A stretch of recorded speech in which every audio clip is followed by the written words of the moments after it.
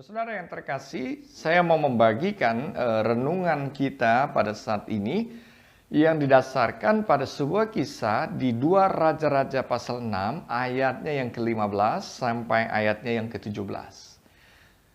2 Raja-Raja pasal 6 ayat 15 sampai 17. Jadi diceritakan demikian, ketika pelayan abdi Allah bangun pagi-pagi dan pergi keluar, maka tampaklah suatu tentara dengan kuda dan kereta ada di sekeliling kota itu. Lalu berkatalah bujangnya itu kepadanya, "Celaka tuanku, apakah yang akan kita perbuat?" Jawabnya, yaitu Elisa, "Jangan takut, sebab lebih banyak yang menyertai kita daripada yang menyertai mereka." Lalu berdoalah Elisa, "Ya Tuhan, bukalah kiranya matanya supaya ia melihat." Maka Tuhan membuka mata bujang itu sehingga ia melihat, tampaklah gunung itu penuh dengan kuda dan kereta berapi sekeliling Elisa. Terus saudara, ada beberapa hal yang menarik di sini yang kita bisa renungkan ya pada saat ini. Nah, yang pertama adalah bagaimana situasi dan kondisi bujangnya itu. Apa yang dia lihat pada waktu dia bangun pagi-pagi hari, pada waktu dia membuka matanya, pada waktu ia mau memulai hari-harinya, atau ke rutinitasnya atau hidupnya sehari-hari.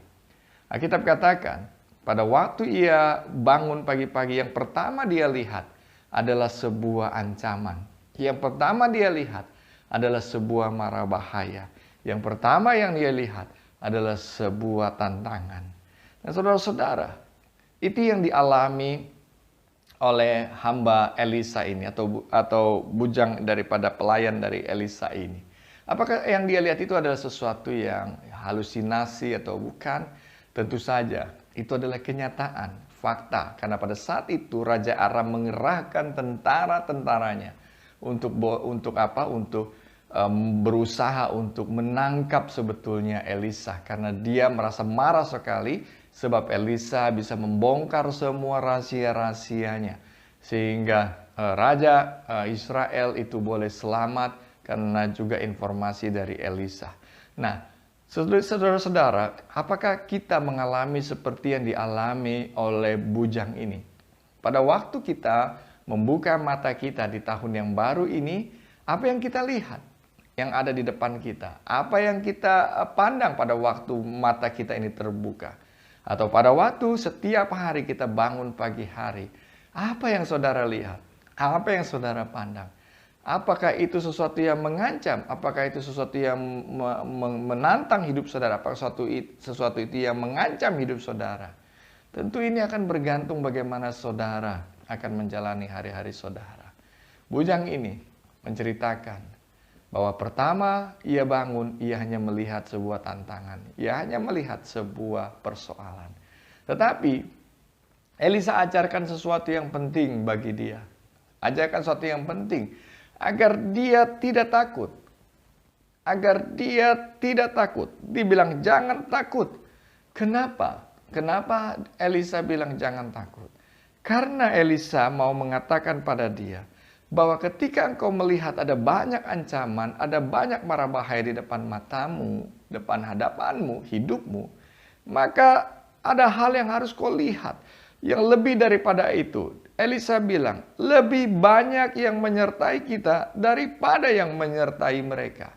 Dengan kata lain, sebesar apapun tantangan, sebesar apapun masalah, sebesar apapun ancaman yang kita lihat pada waktu kita membuka mata kita, Elisa bilang bahwa ada yang lebih besar yang menyertai kita.